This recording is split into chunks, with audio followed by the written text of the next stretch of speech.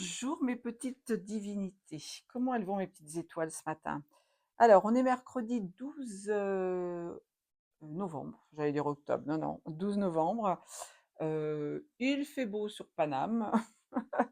Oui, pour ceux qui savent pas, je suis sur Paris, hein. On m'a déjà demandé plusieurs fois, je vous le dis là, je suis en région parisienne. Qu'est-ce que je voulais vous dire? Oui, j'ai posté ce matin sur, Facebook, seuls les gens qui ont Facebook verront. N'hésitez pas à regarder ce soir sur YouTube en direct, heu, le Bistrot Liberté. Ce soir, c'est un débat très intéressant avec des personnages hauts en couleur. Vous pourrez le constater par vous-même. Donc j'ai prévenu déjà mes amis de Facebook, mais les autres, allez voir l'émission de Bistrot Liberté, hem et vous verrez de quoi il retourne. Je vais utiliser la sagesse des animaux. La sagesse divine des animaux, pardon. Oh, c'est mon père, Urma là, c'est ma famille Urma. Oui, tout le monde sait maintenant que je suis une galactique, incarnée dans un corps de chair et je fais partie de la famille de la lyre, la famille des lions. OK, qu'est-ce que je voulais vous dire d'autre? Oui, alors ce matin, je suis un petit peu déçue, je suis un petit peu, choquée. J'avais un trèfle à 4 feuilles que j'avais depuis très, très longtemps, qui m'avait été offert par un ami. Et ce matin, je l'ai retrouvé, tombé, de mon étagère, et complètement explosé. Alors, est-ce que ma chance m'a quittée? Ou est-ce qu'un travail avait été fait pour que je n'ai plus aucune chance? Je pense plutôt pour cette période-là, enfin cette option-là. Sachez que le fait que la chose s'explose, c'est très bon signe. C'est comme un miroir. Quand ça s'explose, c'est que l'énergie, c'est terminé. L'énergie était trop violente, donc là-haut, ils ont fait le travail. Donc c'est un très, très bon signe pour moi. Alors, la première carte qui a, sauté, la carte 16, si c'est un 7. Oh bah, encore, avec le divin, hein. Le divin est là tout le temps avec nous. Il faut vous y connecter. Je vous promets que vos vies seront bien meilleures, hein, surtout en période de rédemption, comme on est en ce moment. Le suricate. Alors là, on vous dit quoi? Vous êtes responsable de vos vies. Vous êtes responsable de votre bateau terrestre. Vous êtes incarné pour faire un travail sur des blessures, pour vous amener sur votre chemin de vie, pour comprendre pourquoi vous êtes là. Alors si vous traversez des périodes un peu, douloureuses, agitées, avec des gens, pas très sympathiques dans votre entourage, des gens qui se dévoilent, parce qu'en ce moment, toutes les mauvaises personnes se dévoilent. Sachez que si vous avez une amie, un ami qui vous tourne le dos, laissez-le partir. Ne soyez pas là en train d'essayer de le retenir, en train d'essayer de comprendre pourquoi. C'est logique, c'est normal avec ce qui est en train de se passer, pardon, je bafouille. Avec ce qui est en train de se passer actuellement dans le monde spirituel, encore une fois, les gens qui ne sont plus à leur place dans vos vies doivent disparaître pour laisser entrer d'autres personnes bien plus lumineuses, bien plus bienveillantes, qui vont vous amener vers le bonheur. Alors sachez que là, vous êtes le chef de votre vie. Vous n'avez pas à écouter qui que ce soit. Alors, quand on parle de responsabilité, on vous dit ton problème actuel, ce que tu traverses actuellement, c'est ta responsabilité. Ce n'est pas la responsabilité des autres. C'est pas la faute de ton voisin, c'est pas la faute de ton père, c'est pas la faute de ta mère, c'est pas la faute du maire du village, c'est pas la faute du président de la République, du gouvernement, etc.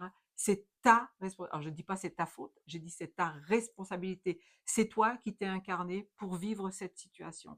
Alors accepte-la, sois dans la résilience, fais le travail pour l'éliminer, vide tout ce qu'il y a autour de toi, coupe les liens toxiques avec certaines personnes, fais le ménage chez toi parce que beaucoup d'objets gardent en mémoire des énergies pourries.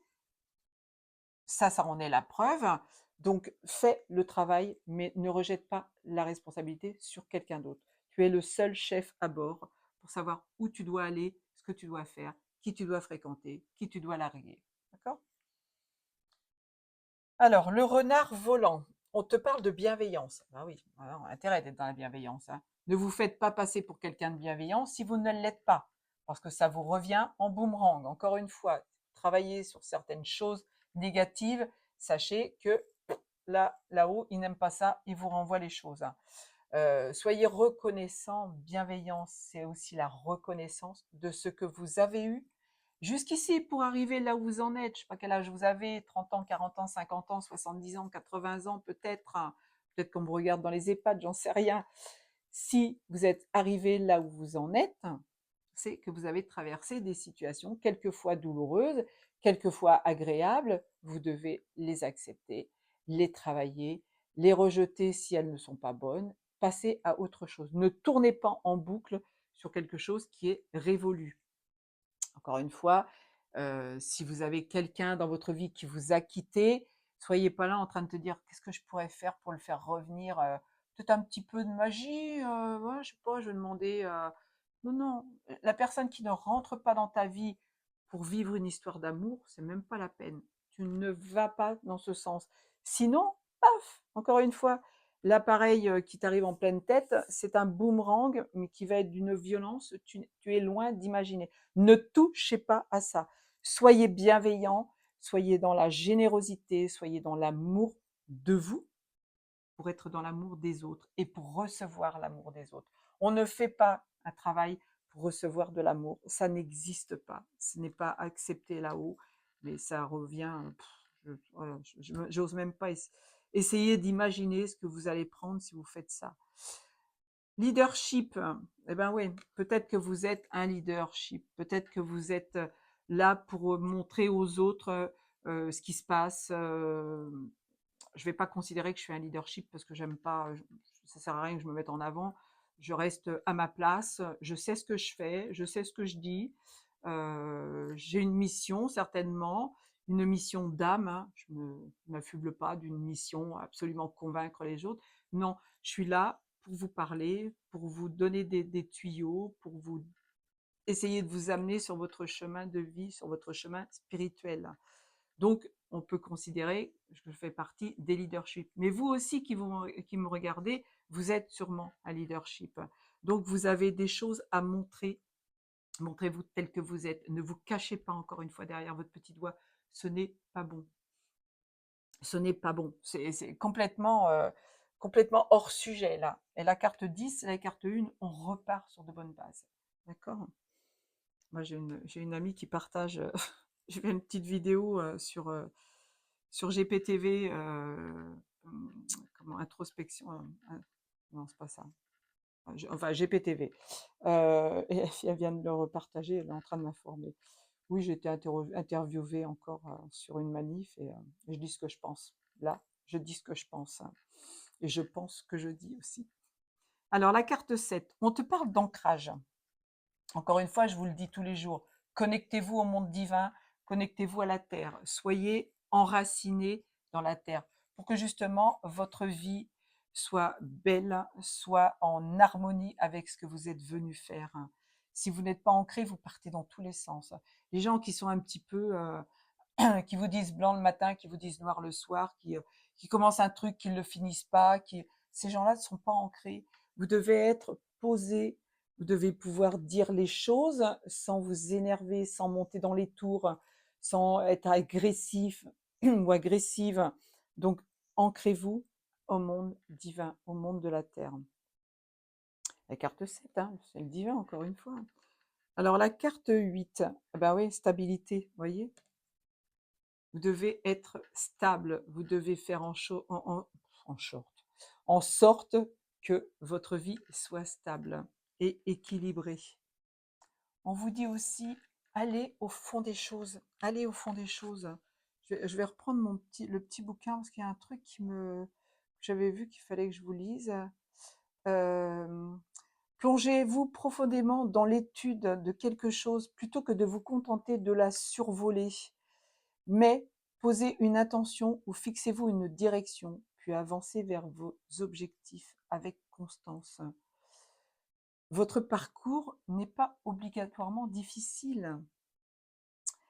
Qu'est-ce que ça dit d'autre? Plongez-vous profondément, donc ça je l'ai dit.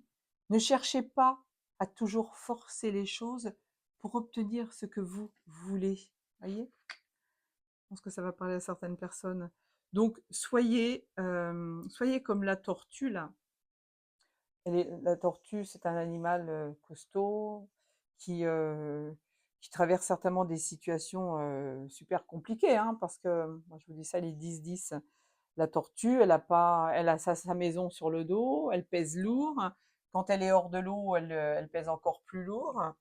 Vous, on vous demande de nager dans de belles eaux, de récupérer votre pouvoir, pour pouvoir la répétition, tout ça, pour pouvoir amener, vous amener sur votre chemin. Voyez, sur cette photo, il y a une petite fille là qui est en confiance sur le dos de la tortue. Peut-être qu'elle ne sait pas nager, comme moi. Elle est sur le dos de la tortue, mais elle n'a pas peur. Donc faites la même chose. Nagez dans des eaux bénéfiques. Mais j'ai du mal à trouver mes mots ce matin, je suis désolée. On vous parle de loyauté, la grue à couronne rouge. Eh oui, la loyauté. Montrez-vous tel que vous êtes.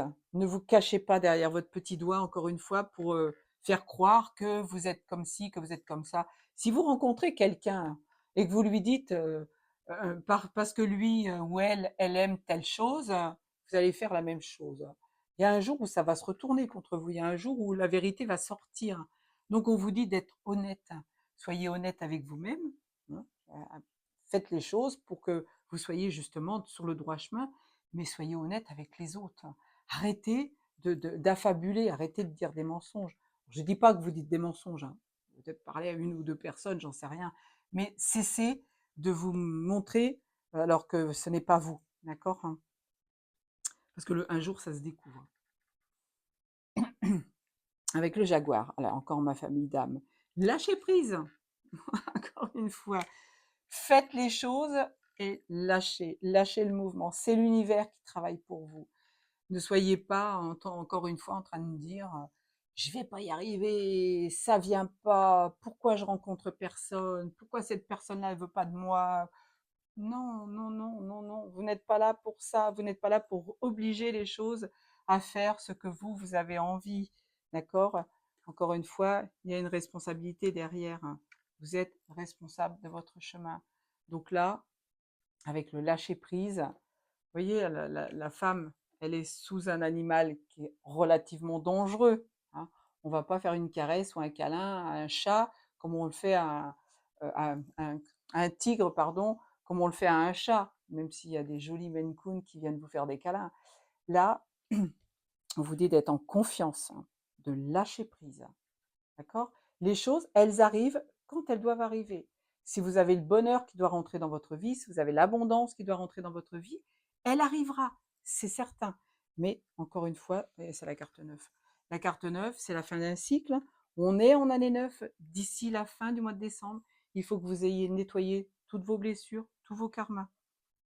C'est important. J'ai un ami qui fait le travail à distance, hein, donc en visio, pour vous libérer de tous vos karmas. C'est très efficace, hein. Si vous voulez faire un soin avec lui, je vous donne ses coordonnées, je vous explique comment il procède. Venez me voir en message privé. Croyez-moi, je l'ai fait et je ne regrette pas de l'avoir fait, hein. Alors, on vous parle de prospérité, vous voyez? Le paon. Le paon est un animal qui porte chance, hein. Si vous voyez une plume de paon, si vous voyez des paons dans un parc, sachez que la chance va vous sourire, que l'abondance arrive vers vous, hein. D'accord? Donc ça, c'est hyper important. Vous avez aussi l'intuition. La femme ou l'homme qui est là, on n'arrive pas à définir le sexe, a beaucoup d'intuition, à son troisième œil ouvert. Donc ça, vous pouvez l'ouvrir aussi facilement. Le soin dont je viens de vous parler peut vous aider à ouvrir votre troisième œil et développer aussi vos dons, puisque grâce à ça, je me suis mise à faire de la peinture. La 22, apprentissage. Ouais, votre destin là. Alors l'apprentissage, évidemment, ça se passe marche par marche. Je vais lire le petit livre entièrement, comme ça vous verrez de quoi ça parle. Ibis sacré. L'acquisition de la sagesse prend du temps. Soyez aussi patient dans votre apprentissage et approfondissez vos connaissances. L'apprentissage constant est la pierre angulaire de la croissance. Vous réussirez vos examens ou vos études. Bien que chacun possède en lui une source de sagesse, tous n'en font pas usage. Si vous pratiquez la magie, faites-le en connaissance de cause. Qu'est-ce que je vous ai dit sur une autre carte juste avant? Ne pratiquez pas cette saloperie, ça vous revient en boomerang. Le dieu Thoth, à tête d'ibis, était le dieu de la magie le plus puissant du monde. On raconte qu'il apprit à la déesse Isis quelle magie elle pourrait utiliser pour ressusciter son défunt mari, Osiris. Et c'est également lui qui lui transmit la parole magique pour extraire le poison du corps d'Horus. Tous les livres sur la magie et les invocations étaient écrits par Thoth, et ceux qui les retranscrivaient par écrit canalisaient son énergie. Il écrivit un livre si puissant qu'aucun humain ne pouvait le lire sans risquer de mourir. Thoth était aussi le dieu de l'apprentissage et de la connaissance, et les ibis étaient présents autour des lieux d'enseignement et des bibliothèques. Les anciens Égyptiens pensaient que l'ibis était la représentation vivante du dieu sur terre. Ils prirent des milliers d'ibis élevés en captivité, puis les momifièrent et les placèrent en offrande dans le temple de Thoth. La représentation de l'animal. Comme tous les ibis, l'ibis sacré se distingue par la forme de sa tête avec un long bec courbé. Il est également extrêmement silencieux par rapport aux autres espèces d'ibis. L'ibis à tête chauve a un long cou et un long bec fin parfaitement adapté pour fouiller dans l'eau et dans la vase. Ce sont des animaux migrateurs qui se reproduisent en Afrique subsaharienne et en Iran et dont l'envergure des ailes peut atteindre 1,20 m. Les ibis prospèrent dans les milieux marécageux et se nourrissent de grenouilles, de poissons, de crabes et d'insectes. Ils utilisent leur long bec pour remuer la vase et capturer leur proie. Je vous fais une petite leçon là. Ce sont des oiseaux en groupe d'une douzaine d'individus ou plus. Ceci probablement pour des raisons de sécurité et pour s'entraider à sortir leur proie de la vase.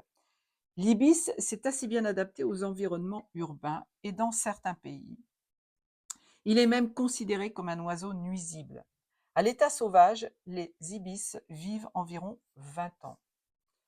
On va parler de la magie là. L'ibis sacré est une créature vénérée dans l'Égypte ancienne, représentant Thoth, le dieu de la sagesse et de l'apprentissage. En honneur de Thoth, il était entièrement momifié et spécifiquement élevé à cette fin. D'après les récits historiques de personnages tels qu'Aristote et Strabo, on trouvait des ibis dans les rues des villes comme Alexandrie. La magie de l'ibis nous incite à être curieux et à en apprendre davantage sur le monde. Que nous soyons étudiants dans n'importe quel domaine, que nous désirions simplement approfondir un sujet spécifique, nous pouvons faire appel à cette énergie. Thoth nous enseigne que même si nous pouvons demander conseil aux autres, notre meilleur premier référent est en fait nous-mêmes. Voilà. J'ai vraiment lu le livre, je suis désolée, je n'avais pas lu avant. Donc, qu'est-ce qu'il vous reste à faire? À vous connecter à l'énergie d'Isis, si vous avez des études, si vous devez approfondir un sujet, et surtout, ne pratiquez pas la magie encore une fois. Je suis désolée, hein, ça revient en boucle en ce moment, mais ça doit concerner certaines personnes.